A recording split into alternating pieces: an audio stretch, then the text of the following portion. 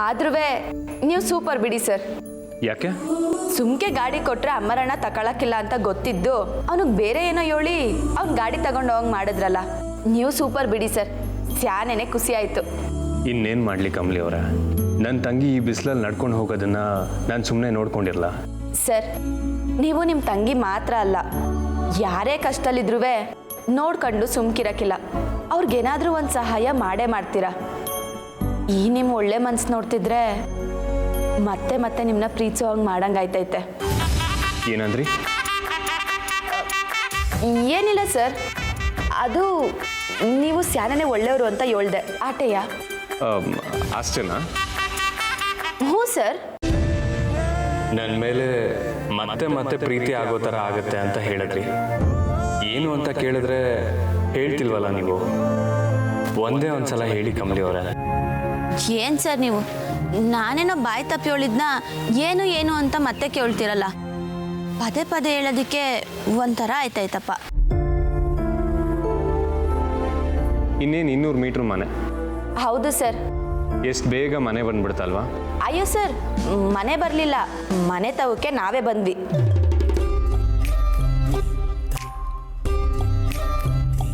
ಆದರೂ ನಾವು ಕಾಲೇಜ್ ಕ್ಯಾಂಪಸಲ್ಲಿ ಓಡಾಡಿದ್ ಬಿಟ್ರೆ ನಿಮ್ಮ ಊರಿಗೆ ಹೋದಾಗ ಈ ಥರ ಓಡಾಡಿದ್ವಿ. ಬಟ್ ಮನೆ ಪಕ್ಕ ಅಕ್ಕಪಕ್ಕದ ರಸ್ತೆಯಲ್ಲಿ ಈ ಥರ ಓಡಾಡಿದ್ದೇ ಇಲ್ಲ. ಸರ್, ಒಂದು ಕೆಲಸ ಮಾಡುಮ್ಮ, ಹೆಂಗಿದ್ರು ಅತ್ತೆ ಮಾವ ಬೆಳಗ್ಗೆನೆ ಎದ್ದು 5 ಗಂಟೆಗೆ ವಾಕಿಂಗ್ ಹೋಗ್ತಾರಲ್ವಾ, ನಾವು ಇನ್ಯಾಕೆ ಅವ್ರ ಜೊತೆ ವಾಕಿಂಗ್ ಹೋಗೋಣ ಸರ್. ಕಮಲಿ ಅವರೇ, ನಾನೇನೋ ಕೇಳಿದ್ರೆ ನೀವೇನೋ ಹೇಳ್ತೀರಲ್ಲ. ಅಯ್ಯೋ, ನೀವೇನು ಹೇಳಿದ್ರಿ ಸರ್? ನಂಗೆ ಅರ್ಥ ಆಗಲಿಲ್ಲ. ನಿಮ್ಗೆ ಅರ್ಥ ಆದರೂ ನಾಟಕ ಆಡ್ತೀರಲ್ವಾ? ಅಯ್ಯೋ ಸರ್, ನಾನು ಯಾಕೆ ಹಂಗೆ ಮಾಡಲಿ? ದಿಟ್ಟವಾಗ್ಲೂ ನಂಗೆ ಅರ್ಥ ಆಗಲಿಲ್ಲ. ನೀವು ಓಡಾಡಬೇಕು ಅನ್ನೋ ಆಸೆ ನನ್ನ ಹೆಲ್ತ್ ಪರ್ಪಸ್ ಅಂತ ಅನ್ಕೊಂಡೆ. ಹೆಲ್ತ್ ಪರ್ಪಸ್ ಅಲ್ಲ, ಹಾರ್ಟ್ ಪರ್ಪಸ್. ಏನು? ಏನಿಲ್ಲ. ಎಲ್ಲ ಗೊತ್ತಾದ್ರೂ ಏನು ಏನು ಅಂತ ಕೇಳಿ ಸತಾಯಿಸ್ತೀರ. ಈ ಹುಡುಗಿರೇ ಹೀಗೆ. ಸರ್, ಏನನ್ನ ಹೇಳಿದ್ರಾ? ಏನಿಲ್ಲ.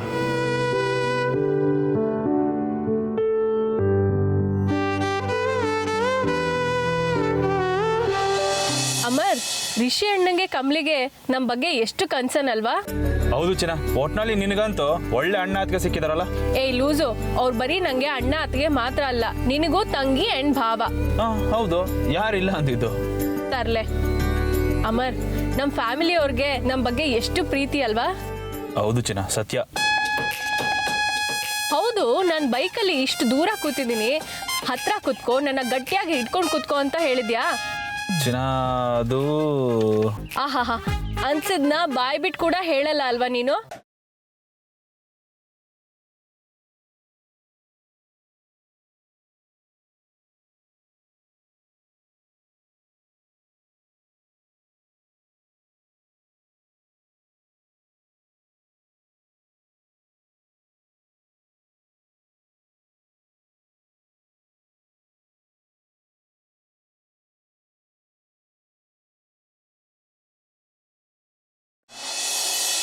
ನಾನು ಹೇಳಿದೆಲ್ಲ ನಿನ್ಗೆ ಅರ್ಥ ಆಯ್ತಲ್ಲ ಕಲ್ಪನಾ?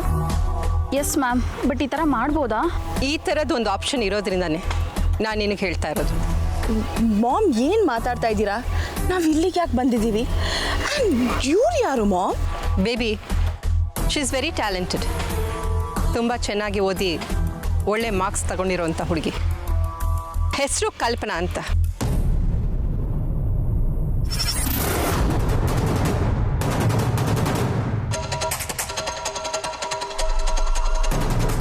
ಓಕೆ ಮಾಮ್, ಬಟ್ ಇವರಿಂದ ನಮಗೆ ನ್ಯೂಸು ಹೇಳ್ತೀನಿ ಇರು. ನೋಡು ಕಲ್ಪನಾ, ನಾನು ಹೇಳಿದ ಕೆಲಸ ಆಗಬೇಕು, ಆದರೆ ಯಾರಿಗೂ ಯಾವುದೇ ಕಾರಣಕ್ಕೂ ಡೌಟ್ ಬರಬಾರ್ದು. Got it? ಅನಿಕಾ ಏನು ಹೇಳ್ತಾಳೋ ಬಿಡ್ತಾಳೋ ಅದಕ್ಕೆಲ್ಲ ನೀನೇನು ತಲೆ ಕೆಡಿಸ್ಕೋಬೇಡ. ಅವಳು ಬರೀ ಲಿಪ್ ಮೂಮೆಂಟ್ ಮಾಡ್ತಾಳೆ ಅಷ್ಟೇ. ಬರೆಯೋದನ್ನೆಲ್ಲ ನೀನೇ ಬರಿಬೇಕು. ಸೊ ನಾಳೆ ಎಕ್ಸಾಮ್ಗೆ ನೀನು ಚೆನ್ನಾಗಿ ಪ್ರಿಪೇರ್ ಆಗಬೇಕು. ಓಕೆ? ಓಕೆ ಮ್ಯಾಮ್, ಬಟ್ ಏನೂ ಪ್ರಾಬ್ಲಮ್ ಆಗಲ್ಲ ಅಲ್ವಾ? ಇದು ನನ್ನ ಕರಿಯರ್ ಪ್ರಶ್ನೆ ಮ್ಯಾಮ್, ಏನೂ ನೆಗೆಟಿವ್ ಎಫೆಕ್ಟ್ ಆಗಬಾರ್ದು. ಡೋಂಟ್ ವರಿ, ಕಾಲೇಜ್ ನಮ್ಮದು. ನಾವೇನು ಡಿಸಿಷನ್ ತಗೋತೀವೋ ಅದೇ ಫೈನಲ್. ನೀನು ಯಾರಿಗೂ ಡೌಟ್ ಬರ್ದಿರೋ ಹಾಗೆ ಎಕ್ಸಾಮ್ ಬರೀಬೇಕು ಅಷ್ಟೇ. ಲುಕ್, ನೀನೇನಾದರೂ ಸರಿಯಾಗಿ ಕೆಲಸ ಮಾಡಿ ಮುಗಿಸಿದ್ರೆ ನೀನು ಹೈಯರ್ ಸ್ಟಡೀಸ್ಗೆ ನೀನು ದುಡ್ಡಿಗೆ ಪರದಾಟ ಮಾಡಬೇಕಾಗಿಲ್ಲ. ಅದನ್ನೆಲ್ಲ ನಾನು ನೋಡ್ಕೋತೀನಿ.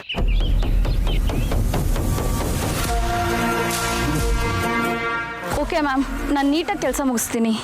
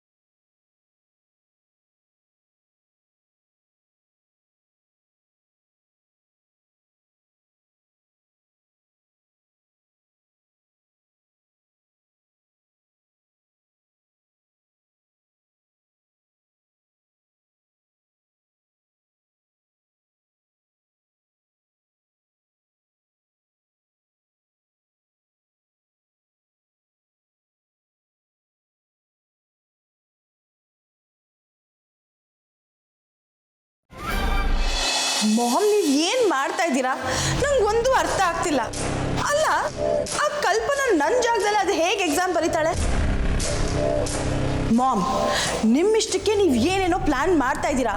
But Kamal is a college administrator. ಅವ್ರು ಇದಕ್ಕೆಲ್ಲ ಒಪ್ಪಲ್ಲ ಮಾಮ್. ಬಟ್ ಹೇಗೆ ಮಾಮ್ ಕಮಲಿ ನನ್ನ ಪರವಾಗಿ ಬೇರೆಯವ್ರನ್ನ ಎಕ್ಸಾಮ್ ಬರೆಯೋಕೆ ಬಿಡ್ತಾಳೆ? ಹಾಂ, ಇದ್ದಕ್ಕಿದ್ದ ಹಾಗೆ ನಿನ್ನ ಕೈ ಮುರಿದು ಹೋದ್ರೆ?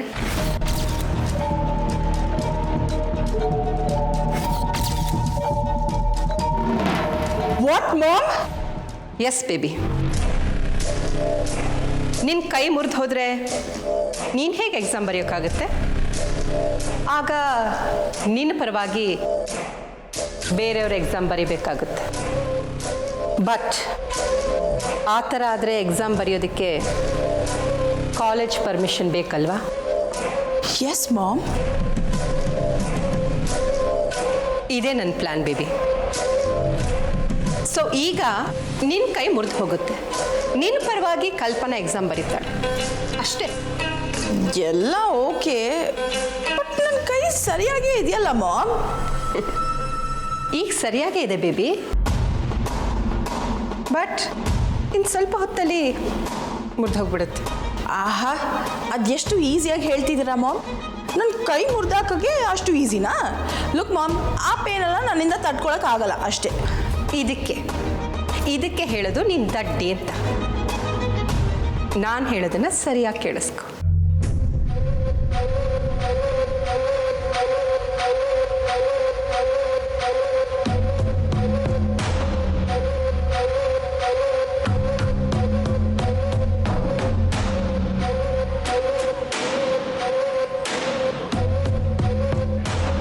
Wow, what an awesome plan, Mom.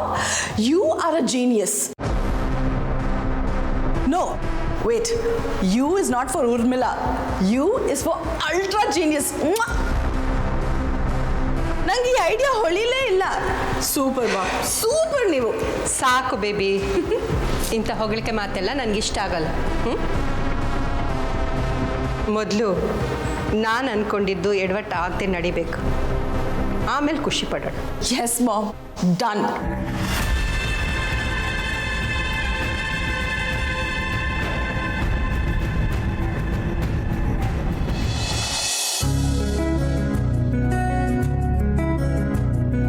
Ramesh, plant ಎಲ್ಲ ತುಂಬ ಒಣಗಿದೆ, ಕಟ್ ಮಾಡಿಸ್ಬೇಕಾಗಿತ್ತು. ಕಟ್ ಮಾಡಿಸಿದ್ರೆ ಚೆನ್ನಾಗಿ ಸಿಗಿರುತ್ತೆ. ಕೆಲಸದವ್ರಿಗೆ ಕಾಲ್ ಮಾಡಬೇಕಾಗಿತ್ತು, ಮಾಡಿದ್ರಾ? ನೀನು ಮೊನ್ನೆ ಹೇಳಿದ್ಯಲ್ಲ, ನಾನು ಅವ್ನು ಫೋನ್ ಮಾಡಿದ್ದೆ, ಒಂಚೂರು ಗಿಡಗಳ ಕೆಲಸ ಇದೆ, ಮನೆ ಕಡೆ ಬಂದು ಹೋಗು ಅಂತ. ಇವತ್ತು ನಾಳೆನೂ ಬರ್ತಾನೆ ಅನ್ಸುತ್ತೆ. ರಿಷಿ, ಏನು ನಡ್ಕೊಂಡು ಬರ್ತಾ ಇದ್ದೀರಾ? ಗಾಡಿಯಲ್ಲಿ? ಏನಿಲ್ಲಮ್ಮ, ಹಾಗೆ ಬೋರ್ ಆಗ್ತಿತ್ತು, ಅದಕ್ಕೆ ಇಬ್ರು ನಡ್ಕೊಂಬಂದ್ವಿ. ಸುಳ್ಳು ಹೇಳ್ತಿದ್ಯಾ ರಿಷಿ? ನೀವಿಬ್ರು ಹೂವು ಹಣ್ಣು ತರೋದಕ್ಕೆ ಗಾಡಿ ತೆಗ್ದಿದ್ದ ಶಬ್ದ ನಾನು ಆವಾಗಲೇ ಕೇಳಿಸ್ಕೊಂಡೆ.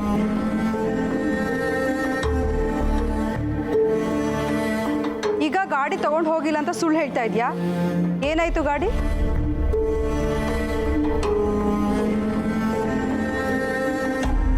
ರಿಷಿ, ನಿನ್ನೆ ಕೇಳ್ತಿರೋದು, ಗಾಡಿಯಲ್ಲಿ? ಅದು ಅತ್ತೆಮ್ಮ, ನಾನು ಹೇಳ್ತೀನಿ. ಹೋಗ್ಬೇಕಾದ್ರೆ ನಾನು ರಿಷಿ ಸರು ಬೈಕ್ನಾಗೆ ಹೋದ್ವಿ. ಆದರೆ ದಾರಿಯಾಗೆ ರಚನಾ ಅಮರಣ್ಣ ನಡ್ಕೊಂಬರ್ತಿದ್ರು.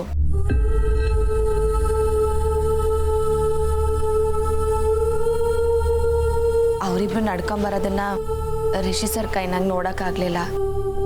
ಅದಕ್ಕೆ ರಿಷಿ ಸರು ಬೈಕ್ನ ಅವ್ರಿಗೆ ಕೊಟ್ಟರು. ನಾವಿಬ್ರು ನಡ್ಕೊಂಬರ್ತಾ ಇದ್ದೀವಿ ಆಟಯ್ಯ. ರಿಷಿ, ನಿನ್ನ ತಂಗಿ ಅಂದರೆ ನಿನಗೆ ಎಷ್ಟು ಪ್ರೀತಿನೋ. ಅಮ್ಮ, ರಚನಾ ಯಾವಾಗಲೂ ಚೆನ್ನಾಗಿರ್ಬೇಕು ಅಂತಾನೆ ಬಯಸ್ತೀನಮ್ಮ. ಚಿಕ್ಕವಳಿಂದನೂ ನೀವಾಗಲಿ ಅಪ್ಪ ಆಗಲಿ ಅವಳಿಗೆ ಯಾವುದೇ ಥರದಲ್ಲೂ ಕೊರತೆ ಮಾಡಿಲ್ಲ.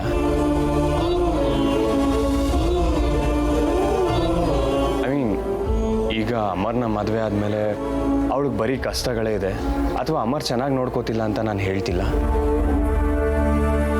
ಬಟ್ ಈಗೇನಿದ್ದಾಳೆ ಅದಕ್ಕಿಂತ ಚೆನ್ನಾಗಿರ್ಬೇಕು ಅನ್ನೋದಷ್ಟೇ ನನ್ನ ಆಸೆ.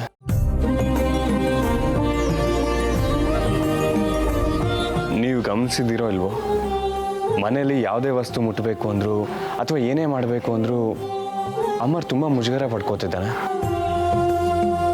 ನಾನು ಅದನ್ನು ಗಮನಿಸಿದೆ. ಅಲ್ಲ ರಮೇಶ್, ಅಮರ್ ಈ ಮನೆ ಅಳಿಯ, ನಮ್ಮೆಲ್ಲರಲ್ಲೂ ಒಬ್ಬ. ಯಾವುದೇ ರೆಸ್ಟ್ರಿಕ್ಷನ್ ಇಲ್ಲ, ಆರಾಮಾಗಿರ್ಬೋದು. ಆದರೂ ಯಾಕೆ ಅವನು ಈ ಥರ ಮಾಡ್ತಾನೆ? ಅತ್ತೆಮ್ಮ, ಒಂದು ಹೆಣ್ಣು ಗಂಡನ ಮನೆಗೆ ಹೋಯ್ತಿದ್ದಂಗೆ ಅದು ತನ್ನ ಮನೆಯೇ. ಅಲ್ಲಿರೋರೆಲ್ಲ ತನ್ನವರೇ ಅಂತ ಸ್ಯಾನೆ ಬೇಗ ಹೊಂದ್ಕೊತಾಳೆ.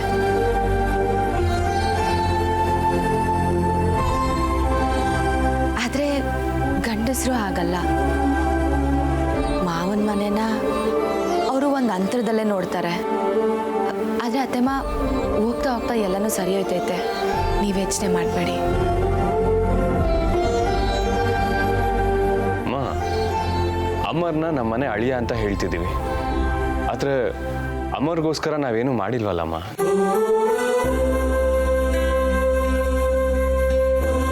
ಇಲ್ಲ ರಿಷಿ, ಆ್ಯಕ್ಚುಲಿ ಇದ್ರ ಬಗ್ಗೆ ನೀವಮ್ಮ ಆಲೋಚನೆ ಮಾಡ್ತಾ ಇದ್ದಾರೆ. ನನ್ನ ಹತ್ರ ಅದ್ರ ಬಗ್ಗೆ ಮಾತಾಡಿದ್ದಾರೆ. ಹೌದು ರಿಷಿ, ಇದ್ರ ಬಗ್ಗೆ ನಾನು ನಿನ್ನ ಹತ್ರ ಮಾತಾಡಬೇಕು ಅಂತ ಅಂದ್ಕೊಂಡಿದ್ದೆ. ನೀನು ಯೋಚನೆ ಮಾಡಿದ್ದು ಒಳ್ಳೆಯದೇ ಆಯಿತು. ಯಾರನ್ನಾದರೂ ನಮ್ಮವರು ಅಂತ ಒಂದ್ಸಲ ಅಂದ್ಕೊಂಡ್ಬಿಟ್ರೆ ಅವರಿಗೆ ಯಾವುದೇ ರೀತಿ ಕಷ್ಟ ಬರದೇ ಇರೋ ಥರ ನಾನು ನೋಡ್ಕೋತೀನಿ.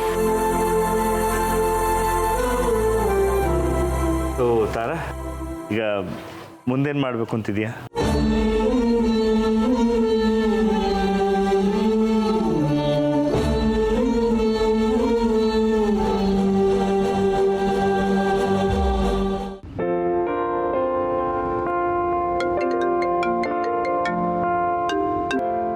ಹಲೋ, ಪೊಲೀಸ್ ಸ್ಟೇಷನಿಂದ ಫೋನ್ ಮಾಡ್ತಾ ಇದ್ದೀನಿ.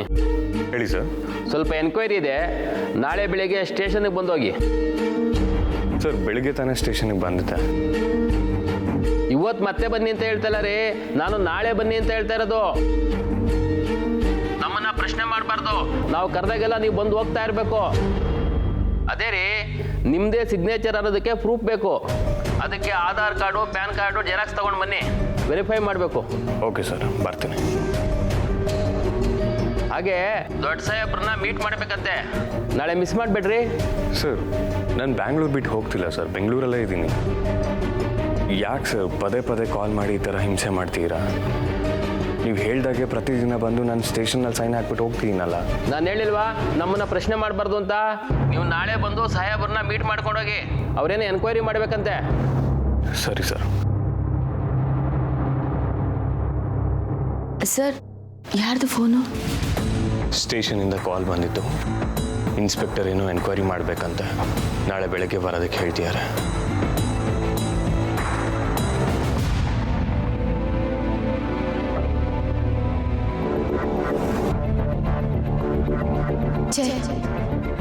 ಸರ್ ಮಾಡ್ದಿರೋ ತಪ್ಪಿಗೆ ಈ ಥರ ಶಿಕ್ಷೆ ಅವಮಾನ ಎಲ್ಲನೂ ಅನುಭವಿಸ್ಬೇಕಾ?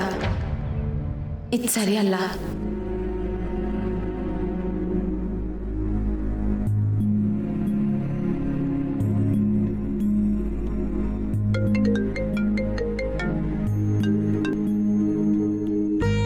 ಹೇಳು ಕಮಲಿ.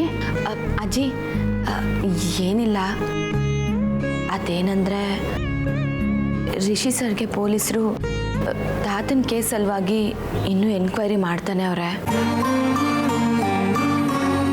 ಅಜ್ಜಿ ನಿಮಗೂ ಗೊತ್ತೈತೆ ತಾತನ ಸಾವಿಗೆ ರಿಷಿ ಸರು ಕಾರಣ ಅಲ್ಲ ಅಂತವ. ಆ ಟೈಮ್ನಾಗೆ ನೀವು ತಪ್ಪು ತಿಳ್ಕೊಂಡು ಏನೋ ಕಂಪ್ಲೇಂಟ್ ಕೊಟ್ಬಿಟ್ರಿ.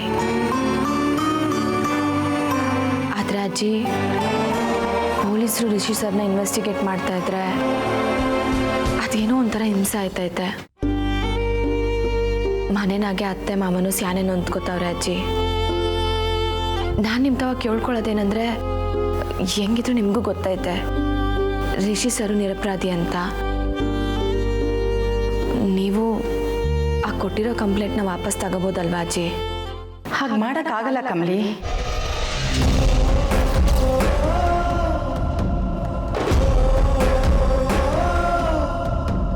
ನಾನು ಒಂದ್ಸಲ ಆ ಕಂಪ್ಲೇಂಟ್ನ ವಾಪಸ್ ತಗೊಳ್ಳೋಣ ಅಂತ ಥಿಂಕ್ ಮಾಡಿದೆ, ಆದರೆ ಅದು ಸರಿಯಲ್ಲ. ಇನ್ವೆಸ್ಟಿಗೇಷನ್ ಮುಂದುವರಿಲಿ. ನನಗೂ ಇದರಲ್ಲಿ ರಿಷಿ ಕೈವಾಡ ಇಲ್ಲ ಅಂತ ಚೆನ್ನಾಗಿ ಗೊತ್ತಿದೆ. ನಿನಗೂ ನಿನ್ನ ಗಂಡನ ಮೇಲೆ ನಂಬಿಕೆ ಇದೆ ಅಲ್ವಾ? ಏನಜ್ಜಿ ಹಿಂಗೆ ಹೇಳ್ತಿದ್ದೀರಾ? ನನ್ನ ಗಂಡ ಏನು ಅಂತ ನಂಗೆ ಸೆಂದ ಗೊತ್ತು. ಅವರು ಅಪ್ರಂಜಿ ಅಜ್ಜಿ. ನನ್ನ ಗಂಡ ಒಂದು ಸಣ್ಣ ಇರುವೆಗೂ ನೋವು ಮಾಡೋ ಅಂಥವ್ರಲ್ಲ. ಅಂಥದ್ರಾಗೆ ಆಟೋನ್ ಪ್ರೀತಿಸೋ ತಾತ ಇನ್ನ ಕೊಲೆ ಮಾಡ್ತಾರ?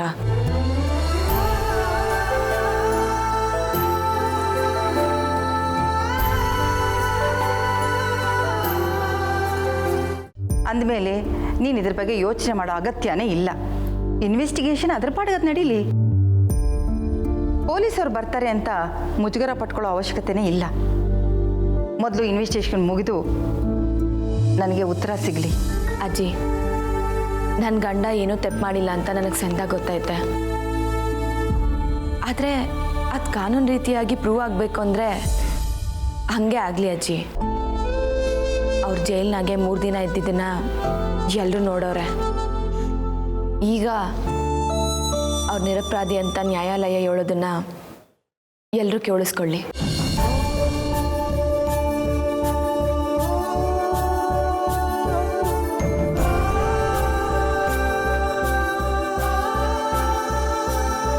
ಹಾಗೆ ಇದ್ರ ಜೊತೆಗೆ ತಾತನ ಸಾವಿಗೆ ನಿಜವಾಗ್ಲೂ ಯಾರು ಕಾರಣ ಅನ್ನೋದು ಗೊತ್ತಾಗತ್ತಲ್ಲ ಅಜ್ಜಿ. ಸರಿ ಅಜ್ಜಿ, ನಾನು ಫೋನ್ ಇಡ್ತೀನಿ. ಸರಿ ಕಮಲಿ.